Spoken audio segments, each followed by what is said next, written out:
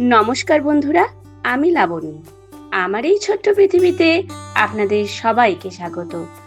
আশা করব আপনারা সবাই খুব ভালো আছেন। আজ আমি আপনাদের সাথে জীবনের কিছু কঠিন বাস্তব কথা বা বলতে পারেন পজিটিভ কথা শেয়ার করব। আশা করব ভিডিওটা আপনাদের সকলেরই ভালো লাগবে। তাই আপনাদের কাছে আমার একটাই অনুরোধ, আপনারা ভিডিওটা স্কিপ না করে শেষ পর্যন্ত দেখবেন।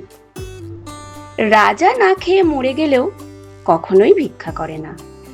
ঈগল পাখি কখনো মরা প্রাণীর মাংস খায় না। এর কারণটা কি আপনারা জানেন?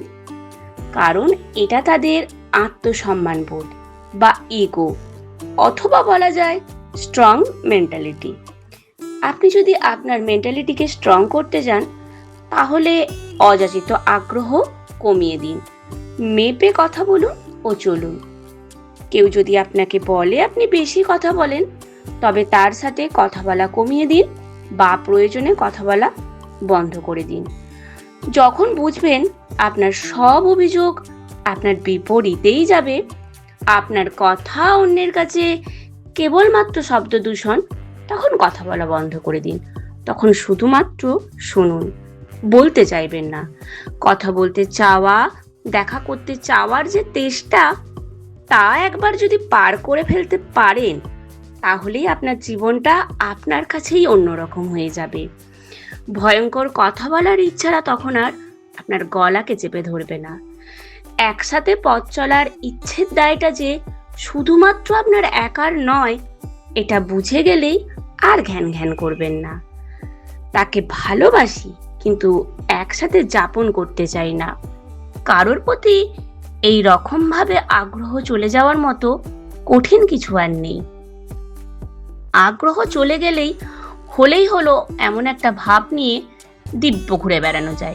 কে কি বললো, কে কি ভাবলো, এগুলো নিয়ে আর বিরাট রকমের মাথা ব্যথা হয় না। মনে হয় যে যেটা জানে জানুক, সমস্যা নেই। কেউ তো আর এসে আমার লাইফটা লিড করবে না। অন্যের কাছে গুড ভাইবস বজায় রাখার জন্য মানুষ অনেক কিছু হারিয়ে ফেলে। এমনকি গুড ভাইবস বজায় রাখতে রাখতে অনেকে মাঝ বয়সে এসে নিজের জীবনটাই হারিয়ে ফেলে। আর যারা জীবন হারায়নি, তারা নিজেকে গুছিয়ে নেবার অদম্য প্রয়াস করতে করতে হাঁপিয়ে গিয়েও হাল ছাড়েন না। নিজের মধ্যে প্রচন্ড পজিটিভিটি আনতে আনতে একটা সময় টের পাবেন আপনার চারপাশটা পজিটিভই হয়ে গেছে। নিজে যদি পজিটিভ থাকেন, সব কিছুর মধ্যে যদি পজিটিভিটি খুঁজে পান, তাহলে দেখবেন জীবনটা সুন্দর হয়ে গেছে। যেমন পজিটিভ মানুষ দেখতে সুন্দর, তার স্ট্রাগলটাও কিন্তু বেশি। তাই নিজের মধ্যে পজিটিভিটি আনতে, নিজের পরিবেশকে পজিটিভ করতে স্ট্রাগল আপনাকে করতেই হবে। অনুভূতি দিয়ে কিছু হয় না। মনের ভাব প্রকাশের জন্য শব্দের প্রয়োজন হয়, বাক্যের প্রয়োজন হয়। ছোটবেলায় পড়া এই সহজ ব্যাকরণটা এইবার আয়ত্ত করে নিন। ঝগড়াঝাটি স্কিলটা নিজে থেকেই কমিয়ে দিন বা স্কিলটা ভুলেই যান। শব্দ এবং বাক্যের ঘনঘটা কমে আসলে মন খারাপগুলো থিতিয়ে যায়। নিজের কাছে পরাজিত হয়ে যদি আবারও একবার লড়াই করে উঠে দাঁড়াতে পারেন, তাহলে দেখবেন এই উঠে দাঁড়ানোটা ভয়ঙ্কর রকমের শক্ত। এর মধ্যে আর কোনো বাড়তি ইমোশন নেই। তখন আর খুব সহজে কেউ আপনাকে আবার ফেলে দিতে পারবে না। আপনি যেখানে গুরুত্ব পাচ্ছেন না, সেখান থেকে চুপচাপ সরে আসুন। ঈগলের মতো সাহস করে সম্পর্কের সুতোগুলো এক এক করে নিজে থেকেই ছিঁড়ে ফেলুন। নিজের পরিচিতির বৃত্তটাকে ছোট করুন। কোনো এক মেকি বাঁধন রাখবেন না। যে কাজটা করতে চাইছেন তাতে সবচেয়ে বেশি কষ্ট পাবেন, জেনেও করুন। কারণ এটা আপনার সুন্দর ভবিষ্যৎ তৈরি করবে।